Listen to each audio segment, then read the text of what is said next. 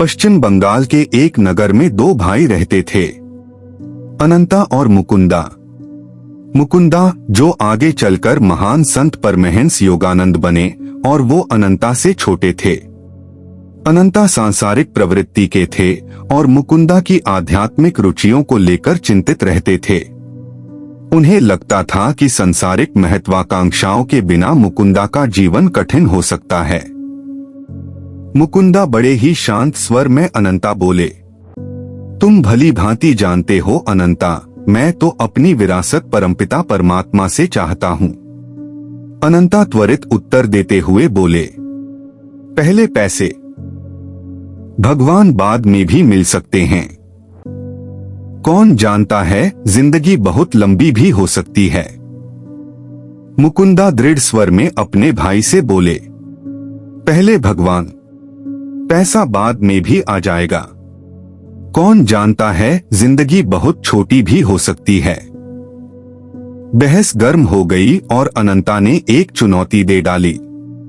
उन्होंने प्रस्ताव रखा कि मुकुंदा अपने मित्र नरेंद्र के साथ बिना पैसा और बिना किसी प्रकार की सहायता लिए मथुरा जाएं। न पैसे मांग सकते थे, न अपनी पहचान या यह शर्त किसी को बता सकते थे। फिर भी उन्हें आधी रात से पहले घर लौटना था। नरेंद्र इस बात के साक्षी होते कि मुकुंदा ने नियमों का पालन किया। अनंता यह देखना चाहते थे कि क्या ईश्वर मुकुंदा की भोजन और वापसी की व्यवस्था करेंगे। मुकुंदा ने पूरे विश्वास से चुनौती स्वीकार कर ली और नरेंद्र के साथ मथुरा के लिए ट्रेन में बैठ गए। ऐसा हुआ कि यात्रा के दौरान दो अजनबी उनसे मिले।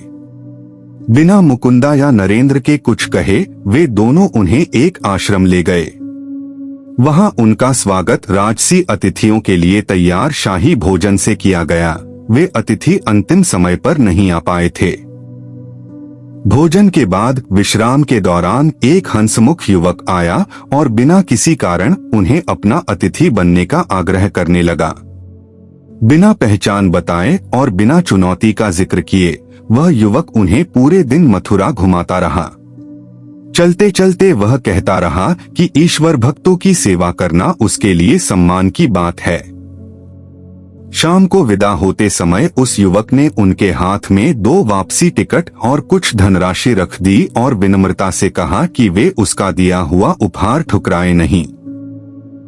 इस तरह बिना मांगे, बिना बताए, बिना एक पैसा साथ लिए मुकुंदा और नरेंद्र की हर आवश्यकता दिव्य रूप से पूरी हो गई।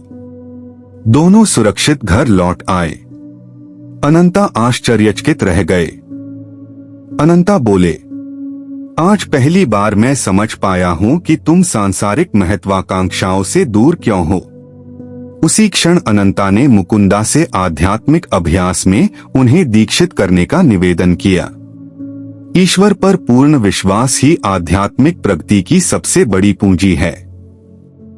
परंतु जिस अटूट आस्था का उदाहरण युवा मुकुंदा परमहंस योगानंद ने दिया, उसे विकसित करने के लिए नियमित आध्यात्मिक साधना आवश्यक है। आपको यह वीडियो कैसा लगा प्लीज कमेंट सेक्शन में जरूर बताएं। इस वीडियो को लाइक, शेयर और सब्सक्राइब करना ना भूलिएगा। जय सिया राम।